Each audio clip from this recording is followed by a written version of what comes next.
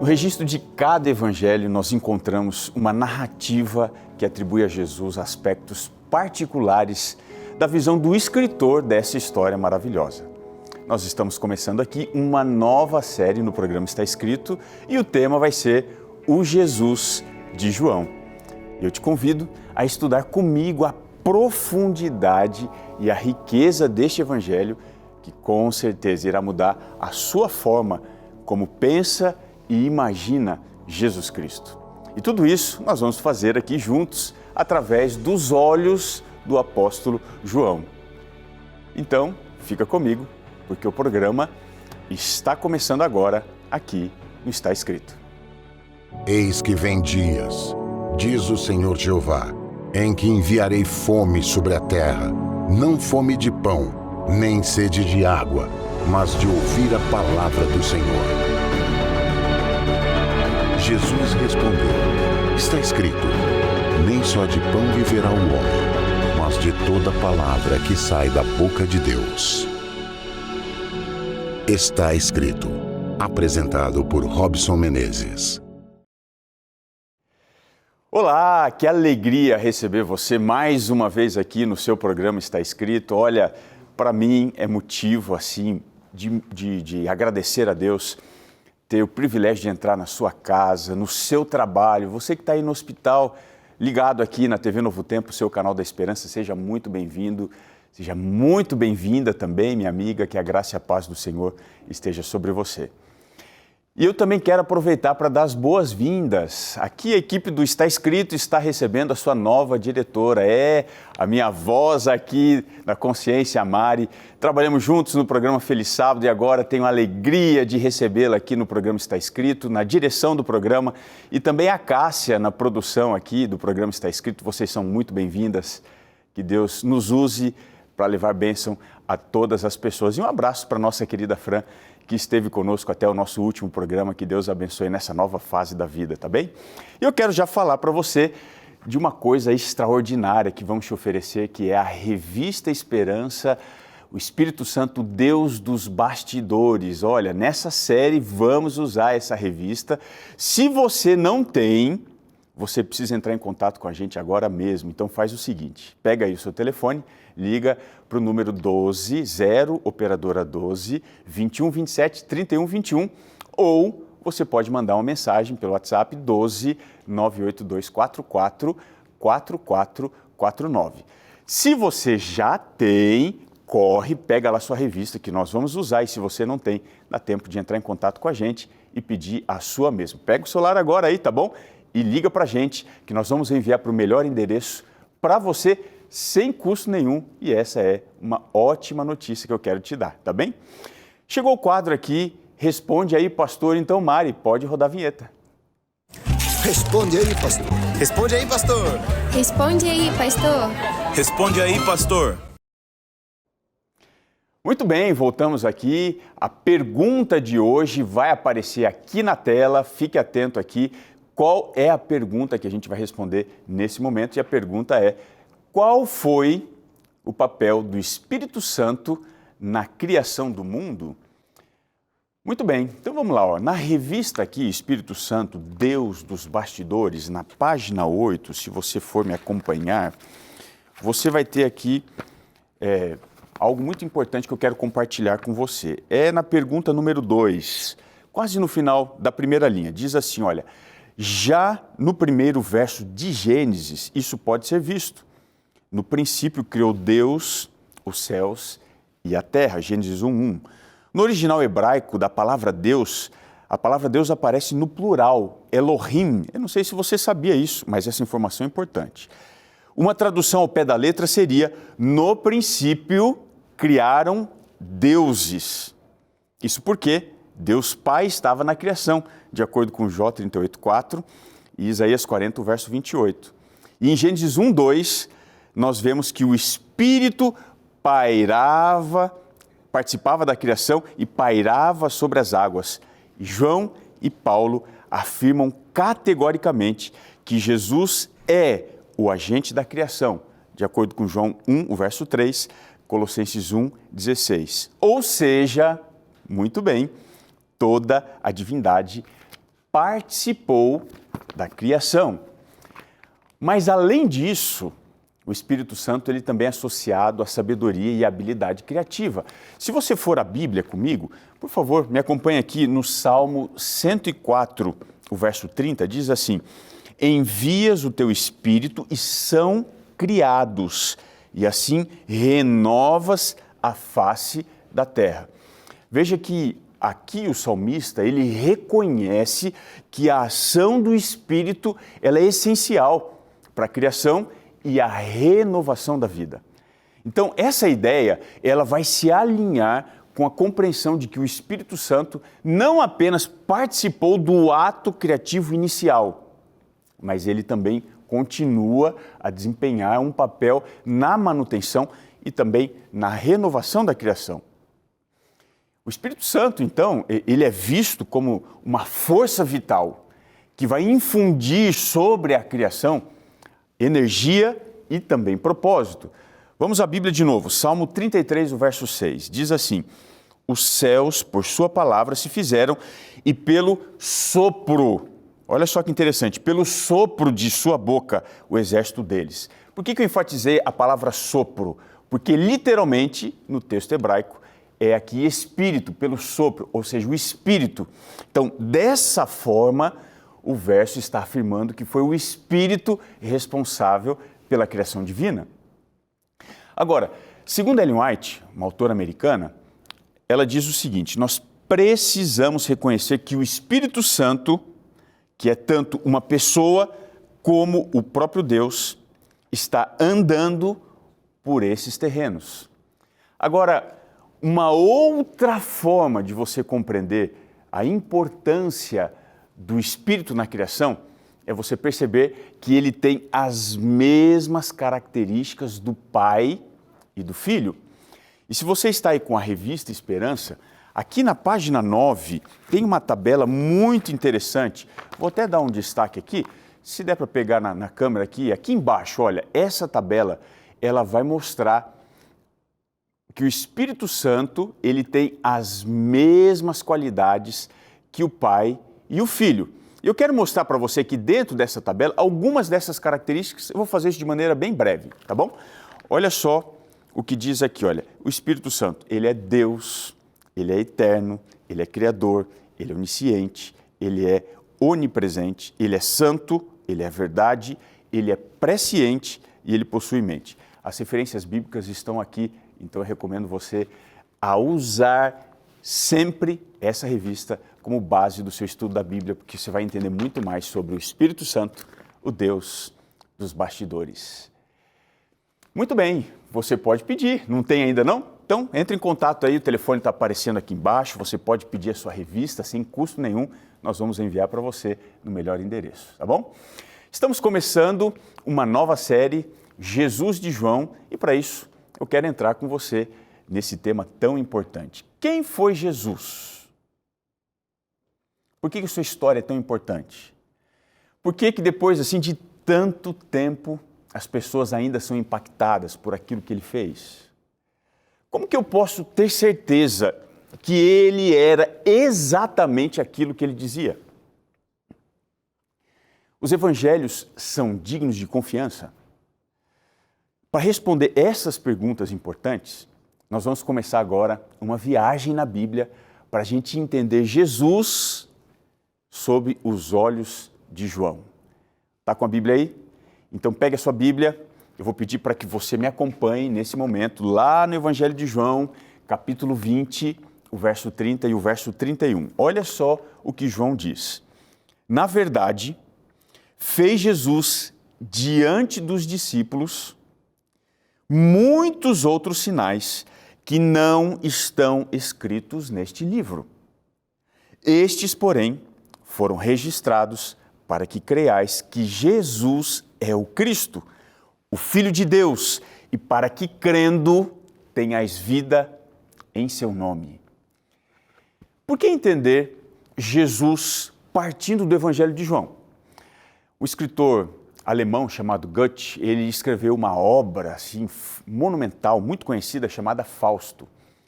Essa obra ela é um poema trágico, onde o herói da trama, o Fausto, que é um erudito, assim, insatisfeito com a vida, após de muitos anos de estudo, ele ainda sente um vazio dentro do coração e desiludido com o seu conhecimento humano, na tentativa de ampliar esse conhecimento e o seu relacionamento com Deus, encontrando assim um sentido mais profundo na vida, ele então se propõe a traduzir o Evangelho para o seu idioma natal.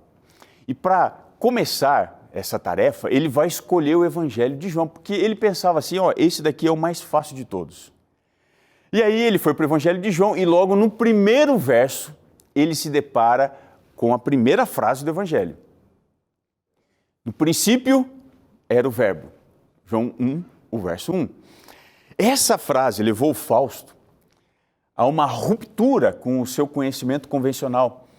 Isso fez com que ele iniciasse uma busca por uma verdade que fosse mais autêntica, mais pessoal, para compreender esse relacionamento entre o divino e o humano, entre o material e o espiritual. Veja que a primeira frase do Evangelho serviu de base para levar ele numa jornada em busca desse novo conhecimento. E ele diz assim, tem uma parte muito interessante que eu quero ler aqui com você.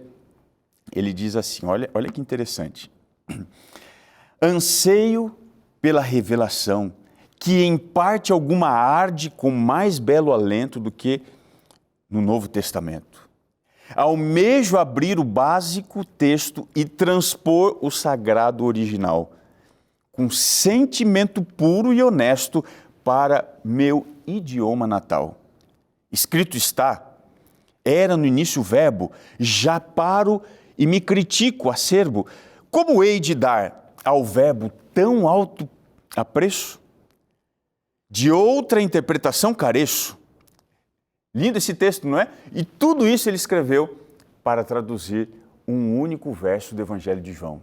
Então, nessa nova série, nós vamos explorar a riqueza, a profundidade desse Evangelho que é extraordinário, de uma forma que talvez você nunca tenha visto. E para isso, vamos começar agora analisando um pouquinho sobre os 4 Evangelhos. Eu não sei se você já se perguntou por que existem 4 Evangelhos na Bíblia que vão tratar do mesmo assunto, do mesmo tema. A verdade é que cada evangelho foi escrito para um público diferente. Então, quando a gente analisa com mais cuidado, a gente vai perceber que cada evangelho tinha um objetivo específico. Vamos pensar, por exemplo, no Evangelho de Mateus. Esse é o único evangelho escrito para um público judaico, essencialmente, que era a raça eleita. Então, por isso, Mateus ele vai relacionar Jesus com 3 figuras que são centrais para os judeus lá no Antigo Testamento. Jesus vai aparecer associado a Abraão, Moisés e Davi. No Evangelho de Mateus, Jesus vai ser colocado como se fosse um segundo Moisés, porque eles são libertadores do povo, de acordo com Deuteronômio 18, o verso 18.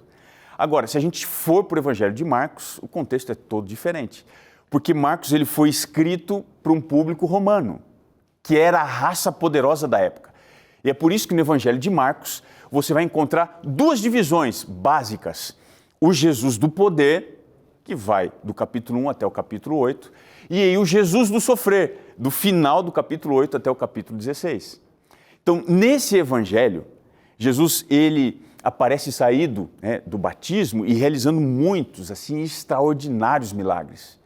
Como o público de Marcos era formado por pessoas que mandavam no mundo, pessoas poderosas, então ele vai apresentar um Jesus que é poderoso. Faz sentido, não faz?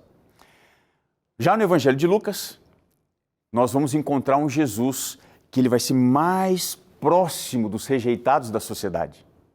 Como Lucas ele não era romano, ele também não era judeu, ele não era romano, não pertencia à raça poderosa, não era judeu, não pertencia à raça eleita. Ele sabia o que era sofrer preconceito de todos os lados. E foi por isso que ele escreveu o seu evangelho com um olhar voltado para a raça rejeitada. E é nesse evangelho que você vai encontrar um olhar mais cuidadoso sobre Jesus, que atende necessidades daqueles que são rejeitados na sociedade. Eu falei aqui dos 3, não é? Vamos agora para o Evangelho de João. Nesse último Evangelho, e também o último que foi escrito na Bíblia, o que vai acontecer? Esse evangelho foi escrito especificamente para os cristãos, a raça redimida.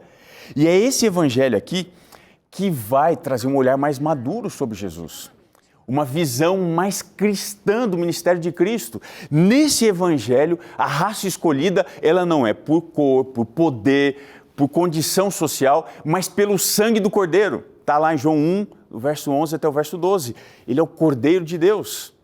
Portanto, se a gente fosse resumir os 4 evangelhos, eles seriam assim, ó, Mateus, escrito para a raça eleita, os judeus. Marcos, para a raça poderosa, os romanos. Lucas, para a raça rejeitada, os gentios.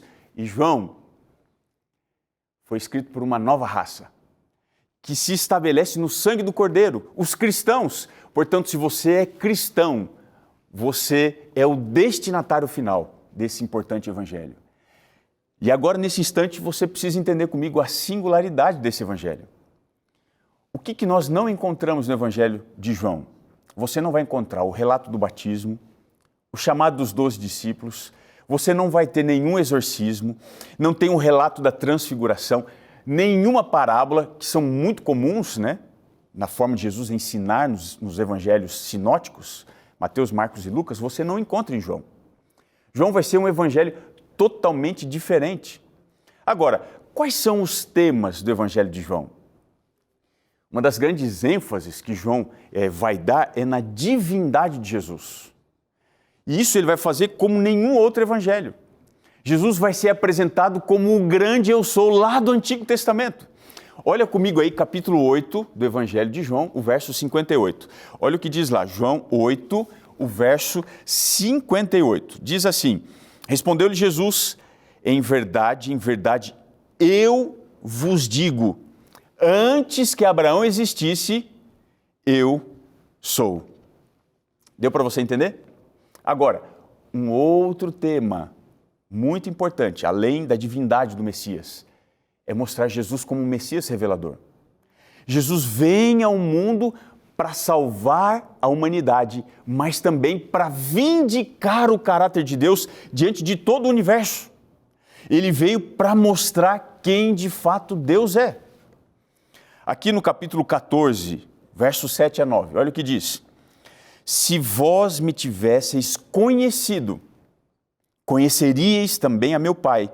Desde agora o conheceis e o tendes visto. Replicou-lhe Filipe, Senhor, mostra-nos o Pai, e isso nos basta. Disse-lhe Jesus, Filipe, há tanto tempo eu estou convosco e não me tens conhecido? Quem me vê a mim, disse Jesus, vê o Pai. Como dizes, mostra-me o Pai? Percebe? Jesus é o revelador do caráter do Pai. Eu agora quero fazer uma pausa aqui para a gente entrar em algumas lições do Evangelho de João. Uma das lições extraordinárias são os sinais que Jesus faz. 7 sinais. O poder aqui da palavra no Evangelho de João é algo assim extraordinário que você não encontra em nenhum outro lugar. Pelo contrário, você não vai achar milagres no Evangelho de João, você vai encontrar sinais feitos pela palavra de Cristo. Bom, se você estiver se perguntando qual que é a diferença entre milagres e sinais, deixa eu te dizer, vou responder de forma bem breve, mas profunda. Pode anotar aí, para você não se esquecer. Anote essa frase. Todo sinal é um milagre, mas nem todo milagre é um sinal. Nós precisamos entender que o inimigo também tem poder. Você acha que não? Ele pode fazer coisas sobrenaturais. Então, portanto, nem todo milagre que transcende a ordem natural é um sinal da presença de Deus. Mas os que estão relatados aqui no Evangelho de João, eles mostram claramente que Jesus é Deus. E quais são os 7 sinais do Evangelho de João? O primeiro, Jesus transformou água em vinho nas bodas de Caná, João 2. Segundo, a cura do filho do oficial do rei, em João 4. Terceiro sinal, a cura do paralítico junto ao tanque de Betesda, João 5. Vamos avançar. Quarto sinal, a multiplicação de pães e peixes, João capítulo 6. Avançando, quinto sinal, andar sobre o mar. João ainda, capítulo 6. E o 7º sinal, a cura de um cego. E agora, o último milagre, a ressurreição de Lázaro em João, capítulo 11. Veja, na cultura judaica, nos ensinos rabínicos, se dizia que quando o Messias viesse, para você identificá-lo como verdadeiro Messias, você tinha que observar os milagres, os feitos, os seus sinais. Somente o Messias poderia fazer 4 milagres específicos. Que milagres eram esses? Curar um cego de nascença, ressuscitar alguém morto há mais de 2 dias, curar um leproso e expulsar um demônio surdo e mudo. Agora veja, desses 4 sinais identificadores do Messias, você vai encontrar 2 no Evangelho de João, porque João está querendo dizer que os milagres de Jesus são sinais de que ele é o Messias. Agora, quais são os sinais do Evangelho para nós hoje? Se a gente for no Evangelho de João, a gente vai descobrir uma coisa muito importante. A gente pode observar uma ênfase que é muito significativa no poder da palavra de Jesus, especialmente nos milagres de cura. Entre os 7 sinais que João vai registrar, 4 envolvem curas pessoais. A cura do filho do oficial do rei, a cura do paralítico em Betesda, a cura do cego de nascença, a cura de Lázaro. São milagres pessoais. O que tem de especial nesses 4 milagres? É que em nenhum desses Jesus vai tocar fisicamente nos indivíduos. Sabe o que João está dizendo? O poder da palavra, ele é tão eficaz quanto o poder do toque. Por exemplo, a cura do oficial do rei, do filho do oficial do rei, vai ocorrer à distância, apenas pelo poder das palavras de Jesus, para demonstrar sua autoridade, que vai transcender limitações físicas, geográficas. Já na cura de Lázaro, trazendo ele da morte para a vida, Jesus chega diante do túmulo e diz assim: Lázaro, vem para fora. Lá em João capítulo 11, verso 43, aqui você pode ver que nem mesmo a morte consegue resistir o poder da palavra de Deus. Então eu quero desafiar você nesse momento. Você que está passando por uma crise na sua vida, você está enfrentando muitas dificuldades. Eu quero desafiar você a crer no poder da palavra de Deus. Aquele que teve o poder de curar, o poder de transformar, o poder para ressuscitar Lázaro, ele pode mudar e transformar, ressuscitar a sua fé, a sua vida, trazer esperança para você. Você acredita nisso? É claro que a gente observa também nos milagres que Jesus fez uma escalada dos problemas nas curas. Nos 7 milagres você vai observar que 4 são curas pessoais que vão ilustrar progressão na complexidade dos problemas que Jesus está enfrentando. Ele começa com a cura do filho do oficial do rei, um menino que estava doente, pouco tempo. Depois ele passa para a cura de um paralítico que estava no tanque de Betesda há 38 anos. E aí depois ele vai para a cura de um cego de nascença. Veja, há pouco tempo, 38 anos, e alguém que nasceu com uma enfermidade.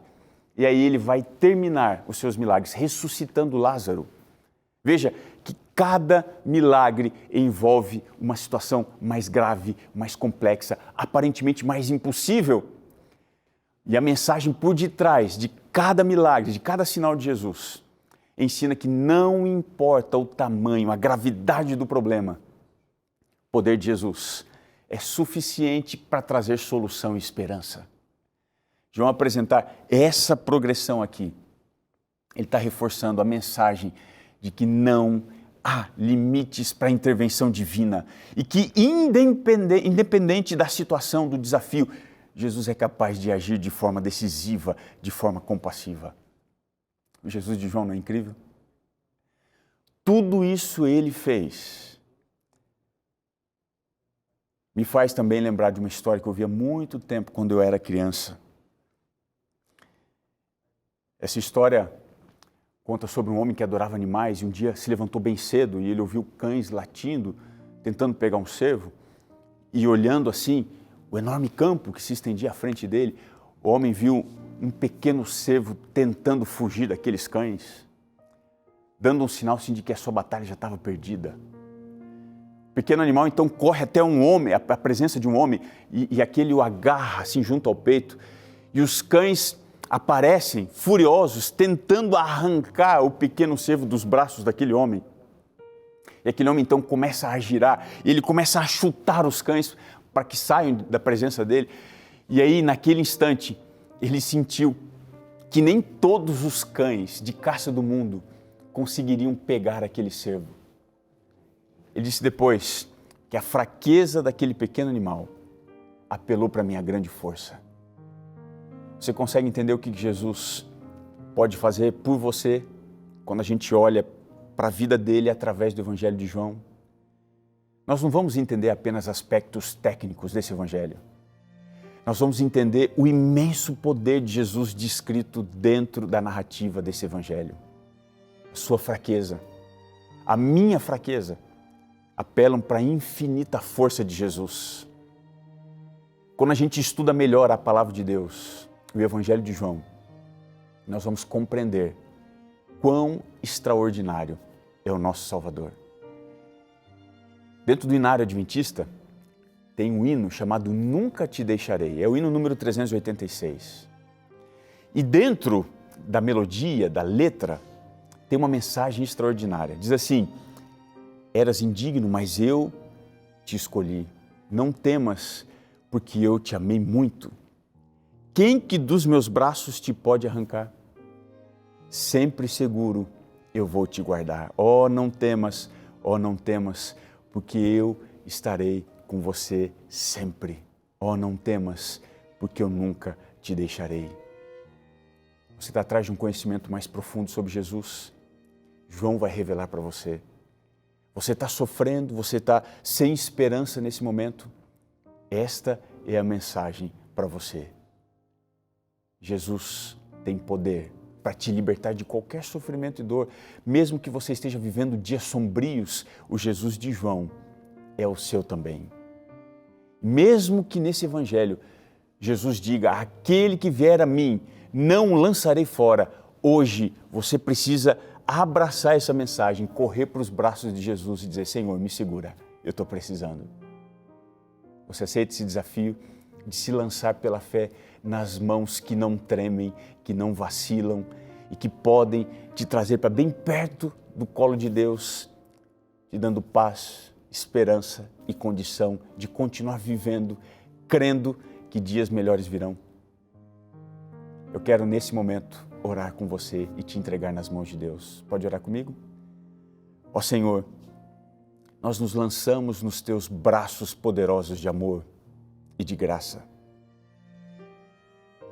Eu oro em favor deste amigo, desta amiga, que sofre, que se lamenta pelas muitas dores que enfrenta, os problemas imensos que tiram a paz, o sono.